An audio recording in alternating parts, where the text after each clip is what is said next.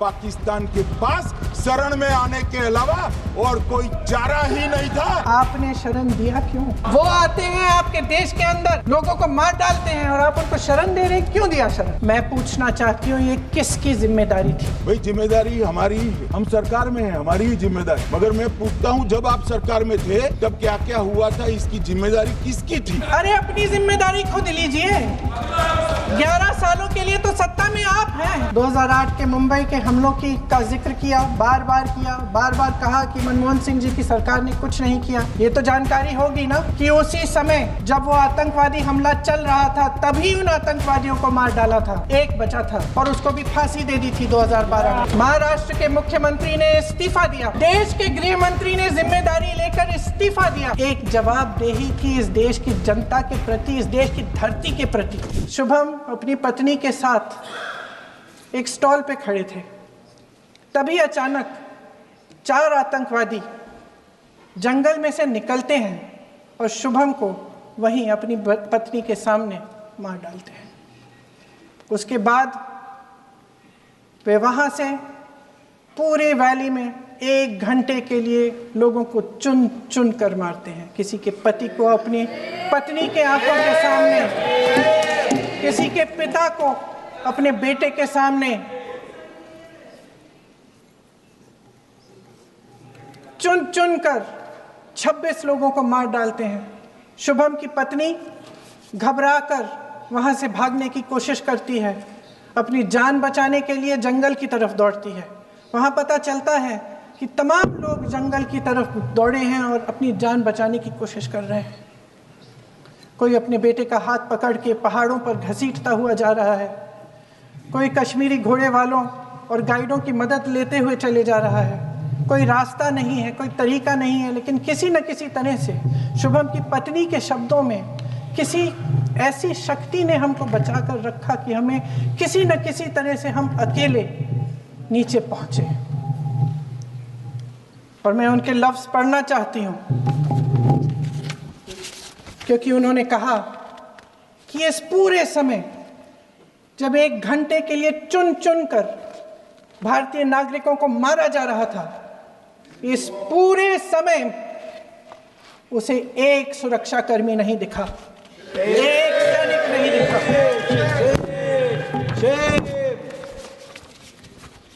शुभम की पत्नी ने कहा, कोट, मैंने अपनी दुनिया को खत्म होते हुए देखा, अपनी आंखों के सामने एक सिक्योरिटी गार्ड नहीं था। मैं ये कह सकती हूँ कि देश ने, सरकार ने हमें वहां पे अनाथ छोड़ दिया था। सिक्योरिटी क्यों नहीं थी वहां पे एक सैनिक क्यों नहीं दिखा? क्या सरकार को मालूम नहीं था कि यहाँ रोज 1000 से 1500 पर्यटक जाते हैं? क्या सरकार को मालूम नहीं था कि यहाँ के को पहुंचने के लिए जंगल के रास्ते से जाना पड़ता है? अगर कुछ हो जाएगा तो लोग वहां से निकल नहीं पाएंगे। एक चिकित्सा का इंतजाम नहीं था, फर्स्ट एड का इंतजाम नहीं था, कोई इंतजाम नहीं था, ना सुरक्षा का ना फर्स्ट एड का। इन लोगों को भगवान भरोसे छोड़ दिया गया। ये लोग वहां पे इस सरकार के भरोसे गए और इस सरकार ने उन्हें भगवान भरोसे छोड़ दिया।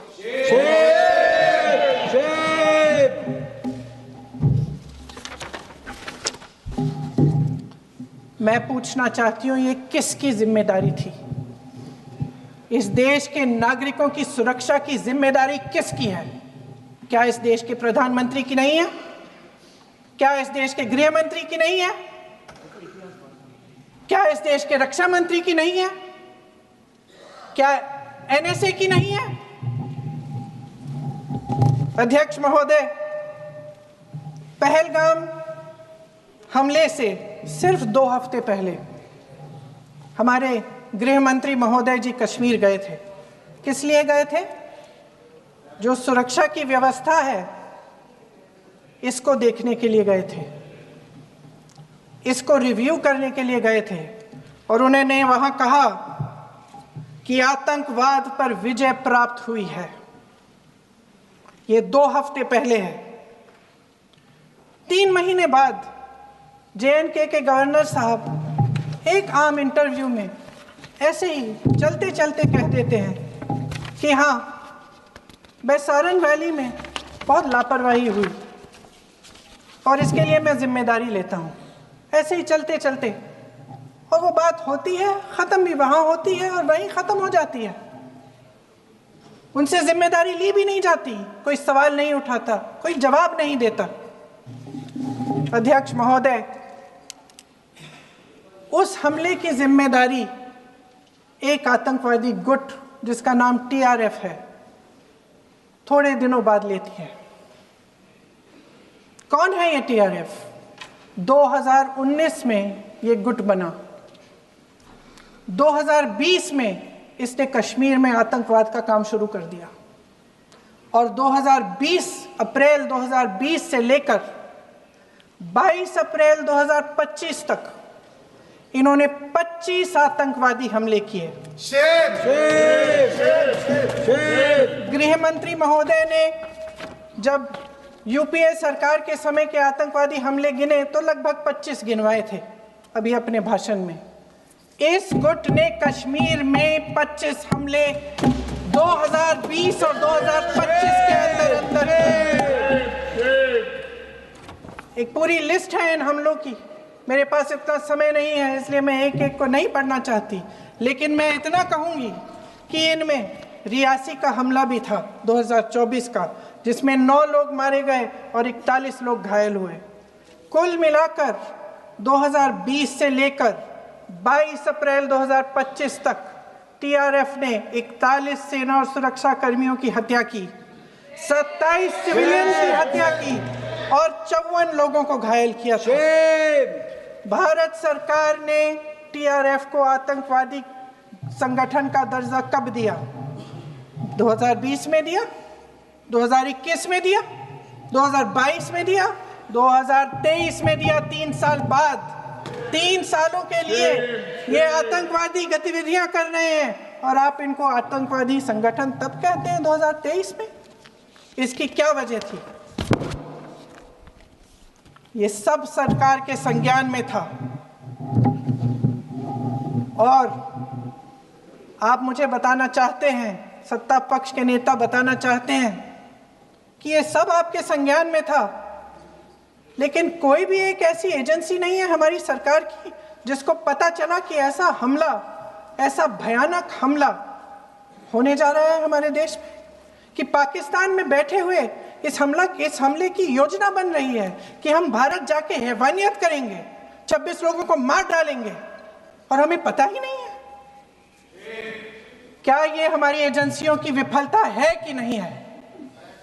ये बहुत बड़ी विफलता है, एक बहुत बड़ी विफलता है। जानते थे कि ये गुट है, जानते थे कि 5 सालों से ये आतंकवादी हमले कर रहा है, अध्यापकों को मारा, आर्मी के बड़े बड़े अफसरों को मारा, आम जनता को मार डाला, पुलिस वालों को मार डाला, और आप इन पे निगरानी नहीं रख रहे थे। और ये जो एजेंसियां हैं, इनकी जिम्मेदारी कौन लेगा? क्या IB चीफ ने अपना इस्तीफा दिया? क्या किसी ने इस्तीफा दिया? गृह मंत्री जी के कार्य क्षेत्र में आता है इंटेलिजेंस ब्यूरो। क्या गृह मंत्री जी ने इस्तीफा दिया? इस्तीफा छोड़िए, जिम्मेदारी ली।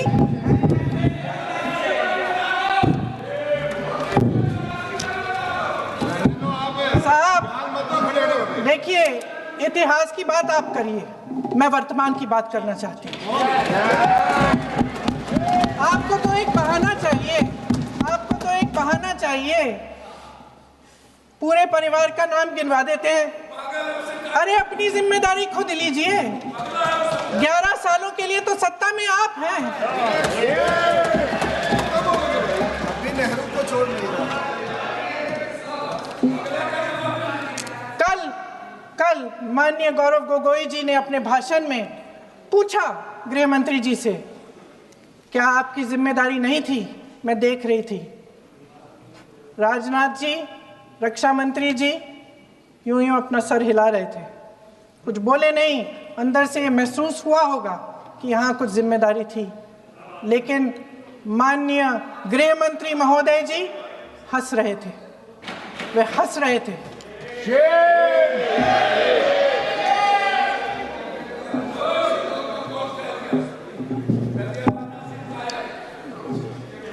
अध्यक्ष महोदय, कल सत्ता पक्ष और आज भी सत्ता पक्ष के नेताओं ने 2008 के मुंबई के हमलों का जिक्र किया, बार बार कहा कि मनमोहन सिंह जी की सरकार ने कुछ नहीं किया। ये तो जानकारी होगी ना कि उसी समय जब वो आतंकवादी हमला चल रहा था तभी उन आतंकवादियों को मार डाला था, एक बचा था और उसको भी फांसी दे दी थी 2012 में। महाराष्ट्र के मुख्यमंत्री ने इस्तीफा दिया,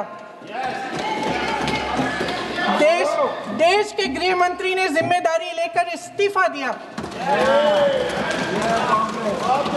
एक जवाबदेही थी पब्लिक के प्रति, एक जवाबदेही थी इस देश की जनता के प्रति, इस देश की धरती के प्रति।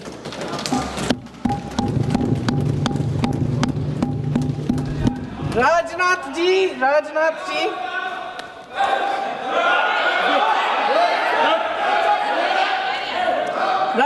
जी तो पुलवामा, उरी और पठानकोट के समय गृह मंत्री रहे थे। आज वे रक्षा मंत्री हैं और हमारे गृह मंत्री महोदय श्री अमित शाह जी के नाक के नीचे पूरा मणिपुर जल गया, दिल्ली में दंगे हुए, पहलगाम में हमला हुआ और आज भी वे उसी पद पर बैठे हैं। क्यों?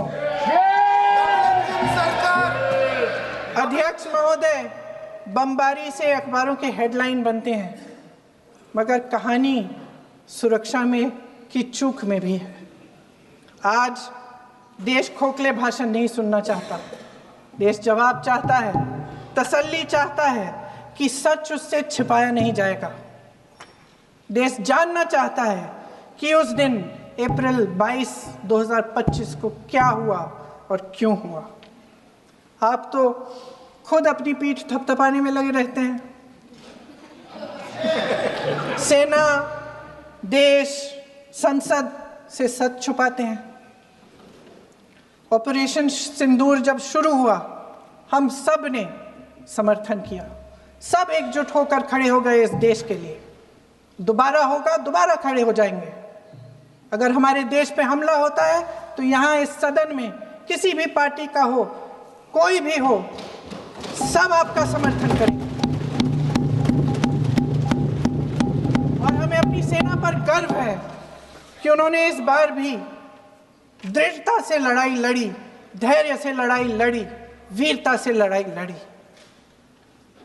लेकिन इस ऑपरेशन का सिंदूर का क्रेडिट, उसका श्रेय तो हमारे प्रधानमंत्री जी चाहते हैं। सही भी है, ठीक है, सही है, श्रेय ले। ओलंपिक्स में हमारा मेडल आता है, उसका भी श्रेय लेते हैं। लेकिन सिर्फ श्रेय लेने से नहीं होता नेतृत्व, जिम्मेदारी भी लेनी पड़ती है।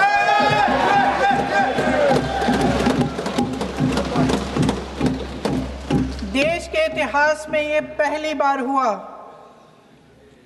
देश के इतिहास में ये पहली बार हुआ कि जंग होते होते ही रुक गई। रुक गई है जी, और इस रुकावट का ऐलान हमारी सरकार, हमारी सेना नहीं करती, अमेरिका के प्रेसिडेंट करते हैं, अमेरिका के राष्ट्रपति करते हैं।